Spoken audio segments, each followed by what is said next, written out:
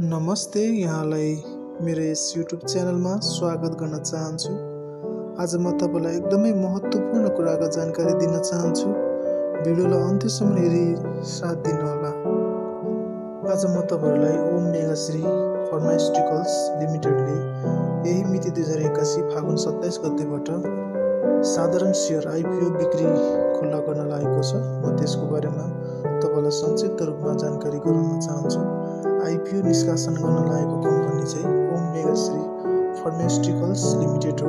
यसको कार्यालय काठमाडौँ महानगरपालिका वडा नम्बर 10 नयाँ बानेश्वरमा छ।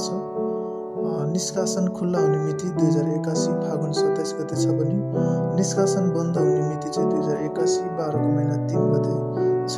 हामीले चाहिँ फागुन 27 गतेदेखि फागुन चैतको 3 गतेसम्म चाहिँ आइपिओ भर्न सक्छौं र दस्तखत दिनुपर्ने न्यूनतम किता चाहिँ 10 किता भनिएको छ र अधिकतम किता चाहिँ 10,000 कितासम्म हामीले भर्न सक्छौं र प्रति किता चाहिँ 100 रुपैयाँको दरले आइपिओ निष्कासन भएको छ र कुल निष्कासन भएको किता चाहिँ 14,76,000 किता निष्कासन भएको छ र यो निष्कासन भएको किता जुन यो आइपिओ छ हामीले आफ्नो र आफ्नो परिवारको आइपिओ भरौं।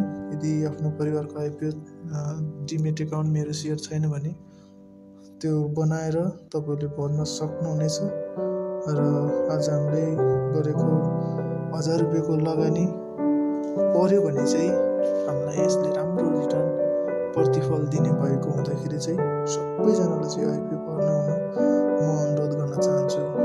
तपाईको आफ्नो अमूल्य समय दिएर यस भिडियोलाई अन्त्यसम्म हेरी साथ दिनुभएको लागि धन्यवाद दिँदै यस्तै ज्ञानमूलक भिडियो हेर्नको लागि मेरो यस युट्युब च्यानल सब्स्क्राइब गरिदिनु अनुरोध गर्दछु। धन्यवाद।